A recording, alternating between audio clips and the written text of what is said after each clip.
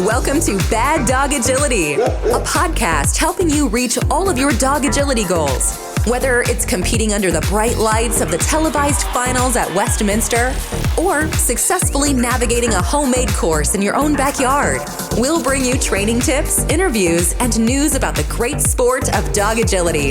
Are you ready? I'm ready. I'm ready. I'm ready. The show starts with your hosts, Jennifer, Esteban, and Sarah. I'm Jennifer. I'm Esteban. And I'm Sarah, and this is episode 293. Today's podcast is brought to you by the Westminster Kennel Club. The Westminster Kennel Club has announced that the 9th Annual Masters Agility Championship will be held on January 22nd, 2022 at Pier 36 in New York City. Now, I've personally competed at Westminster twice, and I loved it. Running in the nationally televised finals is one of my favorite agility memories. I didn't win, but I know someone who did. Yeah, winning Westminster 3 times in the 16-inch division was super exciting and definitely a thrill, but it wasn't just the runs. It was the experience, the fast courses, the lights, New York City, definitely an exciting and fun event. So for 2022, your dog will need a mock title to enter the regular class or a POC title to enter the preferred class.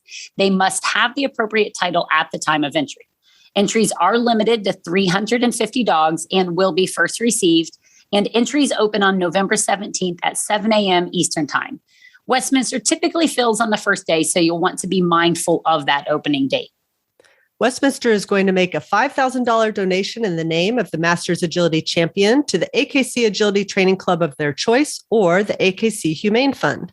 $1,000 donations will be made in the name of the highest scoring All-American dog, as well as each of the 4 remaining first-place dogs in their height classes. Per New York City regulations, everyone in attendance must be vaccinated for COVID-19 in order to enter the venue. Entries close December 22nd, and check out our show notes page for a link to the premium and all the details. Westminster puts on a fantastic trial, and I highly recommend it to anyone who's thinking about competing. Today's podcast is also brought to you by hitaboard.com and the Teeter Teach It, an easy-to-use tool that controls the amount of tip on your teeter so you can introduce motion to your dog in a gradual way. Go to hitaboard.com for the new Teeter Teach It and other training tools and toys. Use discount code BDA10 to get 10% off your order. That's hitaboard.com.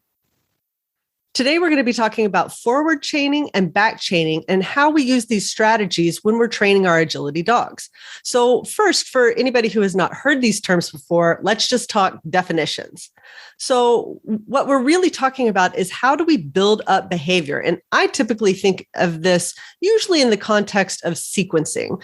And so one way that you might begin teaching your dog sequencing is if you have a 4-obstacle sequence, you might start the dog at the beginning and do 1 obstacle and reward. And then you might take them back to the beginning and do 1, 2 and reward. And then you might do 1, 2, 3 and reward. So if you do it in this way, which seems very logical, you are forward chaining. You are adding something to the end of what the dog already knows. Backward chaining starts at the end. So you kind of start with the last thing you want your dog to do. Like if it's a 4-obstacle sequence, you're going to start with the 4th obstacle, have them do the obstacle and reward. Then you're going to add 1 to the beginning. So now they're going to do 3, 4, reward, then 2, 3, 4, reward, then 1, 2, 3, 4, reward. And both of these strategies are really powerful. And I at least use both of these strategies when I'm training dogs and when I'm helping other people train their dogs. And so I thought we could talk today about, first of all, what they are, and second of all, how you can use both of these together to really help your dog learn something new and to make it a very positive experience. Well, let me start with a quick poll. I'm going to poll both of you, and then I'll put in my 2 cents as well. Do you personally use, for you and your dogs right now, more forward chaining or back chaining, or you feel like it's 50-50? So I'll start with you, Sarah. I really think that it is probably pretty close to 50-50. I really reach for both of these methods in different areas, or sometimes I'll kind of, do one and also do the other and then do the whole sequence and, and kind of come at it from every direction at once to give my dog as much confidence as possible. But you feel like you're pretty 50-50. I think I'm thinking I was just out in the yard today and I was using more of forward chaining And so, yeah, I think I'm probably pretty close to 50-50. I think part of it is that sometimes I like to start with a tunnel so I don't have to do start lines. Mhm. And so then I end up always starting with the tunnel. And so then I end up forward chaining because I want to have that tunnel start and not have to have a helper and not have to worry about my start line stay in that particular session. And so that will lend itself towards forward chaining. All right. Okay, Jen, you're next. What do you think? Hands down for me, I do more back chaining. Do I do both? Yes. Do they both have their different uses? Yes. But if I had to say percentage wise, it's definitely more back chaining. If somebody gave me a choice and they said you could forward chain or back chain, I'm definitely going to choose back chaining. I would say the split comes a little bit also kind of differentiate. The split is a little bit of a difference depending on whether I'm doing dog training or agility handling, meaning am I out doing sequencing or am I out working on my teeter performance? I definitely have a higher percentage of back chaining when doing training. When I'm doing handling, maybe a little bit more of a split. Even then, I think it depends on the scenario. What I have found in my experience is back chaining tends to be what I would go to for a dog that I'm trying to promote forward focus and drive. And forward chaining tends to be what I do for dogs that I want a little bit more handler focus. I want a little bit more checking in and paying attention to me so that the end is not always the same. And they don't just say, got it, mom, and then go. Right. Yeah, that's funny because that's literally one of the advantages that I was going to say with back chaining is that you do always end up in the same place. And so the dog has this high degree of confidence of where they're going. The reward always appears there. And I think, if I always had like a helper with me, I think I would do a lot more back chaining. So I do kind of like it as a strategy, but there are times when forward chaining is just a little bit more logistically easier. But yeah, absolutely. That forward focus at the end is a really powerful tool about back chaining. And so one of the things about back chaining, well, do you want to answer the question? I suppose, Yeah, we should ask you. My 2 cents here is my question. Yep. Yeah, I definitely use both. I generally prefer to back chain. I thought the reasons that you gave for doing more back chaining, Jen, I think that's very interesting. I think about it more in terms of difficulty. So like, let's say I'm running a 21 obstacle sequence and right around number 16, there's a very difficult throttle. So then you might stop and say, okay, I'm going to work on this throttle. We're going to work on number 16 in isolation. So the dog is getting it with like no momentum from your side or whatever. And now we're going to add number 15. Okay. Now we're going to add 14, 15, and then do the 16. And now we will go back forward. So we're going to go 14, 15, 16, 17 maybe. And now you can try the whole thing there. So you're kind of like spot training, but it's usually built around a concept or a sequence, a specific obstacle performance that the dog finds difficult. Maybe you're moving away laterally on a dog walk.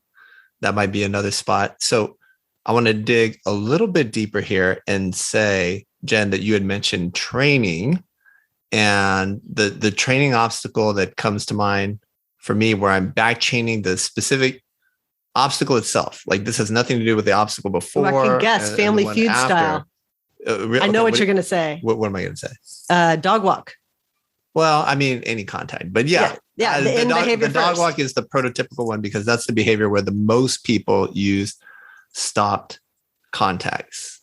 And so it's a cheap way to get maybe 10, we call them end behaviors. Mm-hmm. So without doing the entire dog walk, you can get your dog up on just the end part. So you might have them get on by, just kind of hop on the end. And some dogs will turn themselves around. Some will actually learn to back into the dog walk, put their 2 rear feet back on.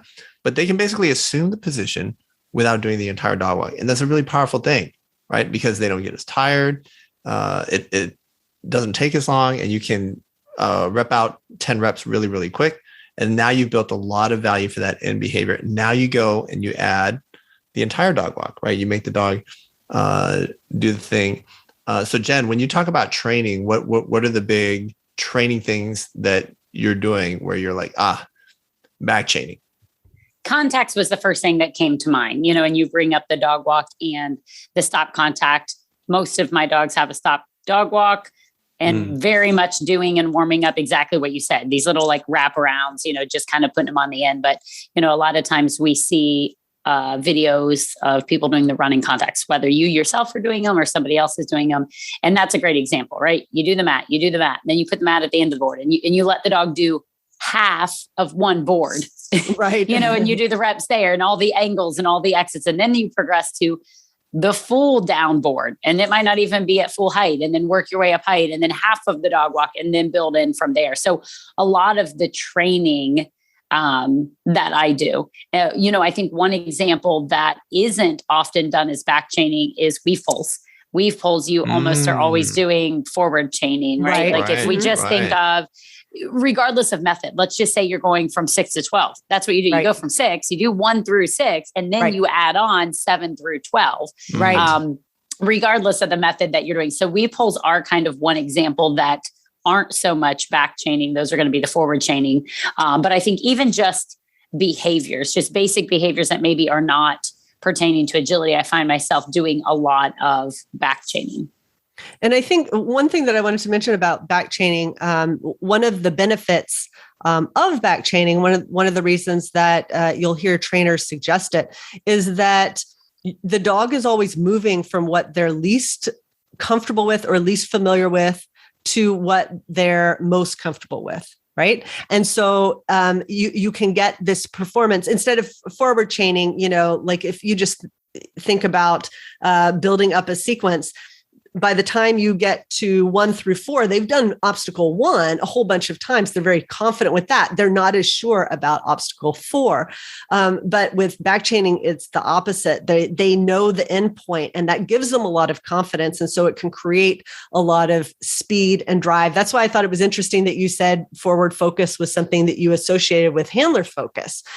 And I think that's one of the advantages of back chaining is, like you mentioned, the reward is always in the same spot, and that's predictable. And so one of the problems with forward chaining is that, like, you do an obstacle and you reward the dog, and then you do it again and the dog's expecting a reward, but oh no, now we're doing number 2. And so sometimes you get a little head check from the dog, a little confusion from the dog the first time you add something new at the end. Now, I think it's not a huge problem to work through. I'll typically just do, if I'm building something up, then I might, do 1, 2 and do 1, 2 again till I see them really doing 1, 2 with a lot of confidence before I add 3, so you can work through it. But that's one of the powers of that back chaining is, like, by the time they get to the obstacle before the reward, they're just driving forward and really looking for that reward. Yeah. I think I'll say one other thing is when people are running into problem sequencing, typically it's going to be around obstacles, like the contacts. But I think the weave pulls are a really big one where, because of the rules, at least in the American Kennel Club, people get 3 shots to do the weaves, right? So you're running the course, your dog pops the weaves. What do? You take them out to the beginning of the weaves and you try again. Oh, they'd mess that up again. Okay, well, maybe you'll do it one more time and now they do it correctly. But you don't get the benefit of the original mistake. And what I mean by that is when you first approach the weaves, it's at whatever angle. Let's say you're approaching at 90 degrees. But when you take them around a second time and you put them in the weaves without doing the obstacle before, you are usually no longer approaching the weaves at 90 degrees. Even if you are, you're not approaching at the same speed with the same stride length. You're probably not in the same handler position that you were. And so essentially the dog is doing the weaves, right? But they're not doing the weaves that they messed up. Right. Right. And if you take the time, and this is what's great about the new AKC rules, right? You can go back and do the obstacle before. And so now you're doing the obstacle before, and now the approach that you're creating is much more similar, if not the same. And so there I can have confidence if I'm watching someone else run that the dog gets it a second time. Okay, now I feel like the dog has got it, right? And so you want to bring this kind of mentality to your weekly class, for example, right? Because so many people are just going to bring their dog around to do the weave pulls alone. But, go back, right? And then add that obstacle before, and then maybe 2 obstacles before. And now you're not just getting one shot at a weave entry that isn't the same one that your dog messed up, right? So now if you do that, you're going to have several opportunities to get the difficult entry that your dog initially missed. Now you're going to get, 1, 2, 3 different chances to get it right. Right. Yeah. And I think that, we're talking about forward chaining and back chaining mainly, but like, as you pointed out, there's also kind of building from the middle out. And I think this happens a lot with single obstacles that you teach the dog. So for example, you're teaching the dogs to weave, and then you add like one thing after the weaves, then you add one thing before the weaves, right? So you kind of actually start with whatever hard thing is, and then you forward chain and back chain, right? Mm-hmm. And I think another interesting one, and I remember seeing some of this training. I thought One Mind Dogs did a really good job with this kind of training. They would start with like the hardest part of whatever the skill was. So for instance, it might be a serpentine. So instead of building a 3-jump serpentine up, 1, 2, 3, or instead of back chaining, they would start with the middle jump of the serpentine. And they would start, with the handler on the opposite side of the jump, kind of calling the dog over with whatever shoulder position that you're going to have or whatever arm change you're going to have. And then they would add the jump after, then they would add the jump before. So kind of building from the middle out. And so the main thing that I really wanted to highlight was, if you're only doing things one way, you are probably limiting yourself, and that by kind of using some of these other tools in different spots, depending on what your dog is struggling with, whether you need focus, whether you're working on a particularly hard skill, being able to use all of these is going to make training easier for you and your dog. And that's it for this week's podcast. We'd like to thank our sponsors, hititboard.com and the Westminster Kennel Club. Happy training.